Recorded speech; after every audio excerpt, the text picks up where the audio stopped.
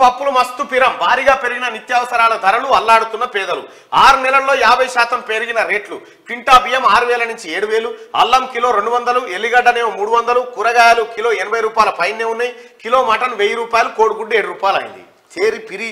మాకు ఇయ్యవని అడుగుతావు కదా ఎన్నికలలో చే ఫ్రీగా మాకు ఇది కావాలి మాకు కూర్చుండబెట్టి మాకు పింఛన్ కావాలి మాకు ఈ పైసలు కావాలి ఈ బంద్ కావాలి ఫ్రీ అంటే ఈడ ఇట్లా వసూలు చేయని ఆయన చెప్పలే ఓరు నాయన మిమ్మల్ని కొట్టి మీకు పెట్టే కార్యక్రమమే మీదికెళ్ళి నర్మిట్లున్నాడు ఇంకా ఇంత మిగుతాడు మేమెందుకు కడతాం మళ్ళన్న అంటే కచ్చేది గీడ అన్నట్టు ఉప్పు మిరపకాయ కాడ ధరలు పెరుగుతా ఉన్నాయంటే పబ్లిక్ బూకర్కేవాడనేది దాని అర్థం ఓ రకంగా చెప్పాలంటే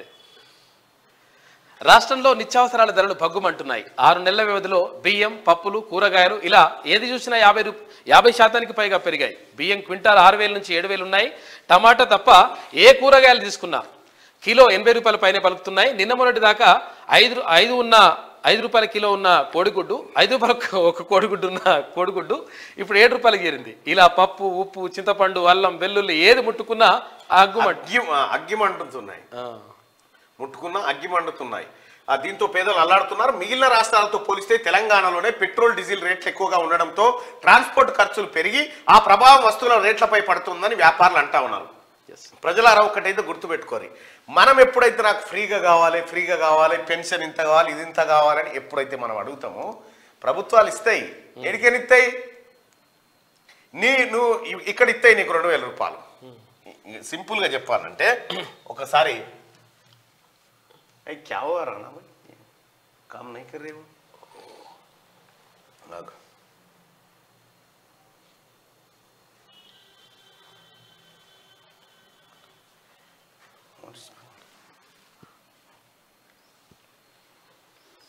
प्रॉब्लम क्या है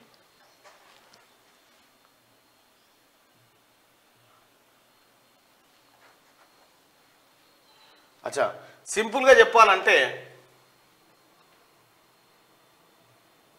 టచ్ ఏదో ప్రాబ్లం ఉన్నట్టుంది थोड़ा प्रॉब्लम है राइट नीचे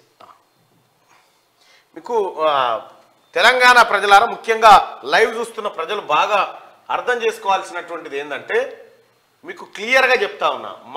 మాకు ఇది ఇంకా వేయకపోతే పైసలు వేయకపోతే అకౌంట్లా అని మనం అనుకుంటుంది కూడా ఎక్కడి నుంచి ఇయ్యరు ప్రభుత్వాలు మిమ్మల్ని కొట్టే ఇక్కడ రైతు బంధు పెన్షను ఆ తర్వాత పెన్షను తర్వాత ఉచిత పథకాలు ఏవైతే ఉన్నాయో నువ్వు కోరుతా ఉంటావు కదా నాకు ఇది కావాలి అది ఇంక వీటికి అదనంగా ఓటుకి ఎంత ఇస్తావు ఒకసారి గంతే ఇచ్చినావు ఈసారి ఇవన్నీ దీనికి ఏం చేస్తాయంటే ఇప్పుడు మీకు ఇవన్నీ తప్పు అంటారు వచ్చేది 5000 రూపాయలు పెన్షన్ వచ్చేది 4000 రూపాయలు అనుకో ఈ ఉచిత పథకాలు 5000 వచ్చినాయి అనుకో 14000 రూపాయలు మీకు ఈడికేని ఇస్తారు ఇచ్చి పెట్రోలు పిరమైంది పెట్రోలు డీజిలు ఆ తర్వాత ఉప్పు పప్పు కూరగాయలు కరెంటు బిల్లు మన్ను మశానం ఇవన్నీ ధరలు పెరుగుతున్నాయి గీ తిరుగుంటాయి ఇది వరకు 100 రూపాయలు తీసుకపోతే అన్ని వచ్చేటి ఇప్పుడు వస్తలేవంటే ఎందుకు రావంటే నువ్వు ఈడ అడుగుతున్నావు కాబట్టి ఈడ కొట్టిన పైసలు తెచ్చి మళ్ళీ నీకే పెట్టాలి ఇలా ఫిరి అంటే ఈడ కొట్టాలి నిన్ను ఈడికి తెచ్చి పెట్టాలి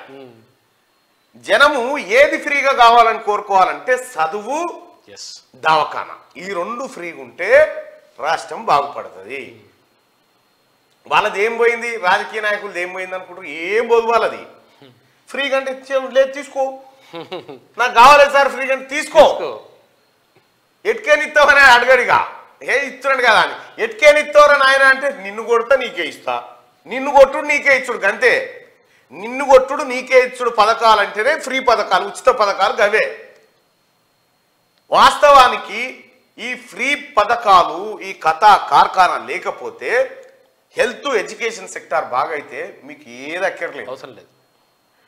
బయట దేశాలు ఎట్లా బాగుపడతాయంటే వాళ్ళేమో హెల్త్ ఎడ్యుకేషన్ మీద పెడతా ఉంటారు వాళ్ళు ఆరోగ్యం చదువులే అక్కడ మనమేమో ఫ్రీ అరే నీకేదో మంచి దవాఖాన కడదాం అనుకుంటున్నా ఈ ₹1 పెట్టి నీకు డాక్టర్ నర్సు ఏ అమ్మాయి తర్వాత ఫస్ట్ దూపకు లేవు ఇక్కడ అంటారు. అక్కడ అట్లా కాదు, ఫస్ట్ దవాఖాన కట్టుకోను అని చెప్తారు. అక్కడ ఓట్లు అమ్ముకోరు, ఏమి చేయరు కాబట్టి ఆ పరిస్థితి. మన తాన ఎంత ఇస్తావు, ఎప్పుడు ఇస్తావు, ఏడిస్తావు, అంతే.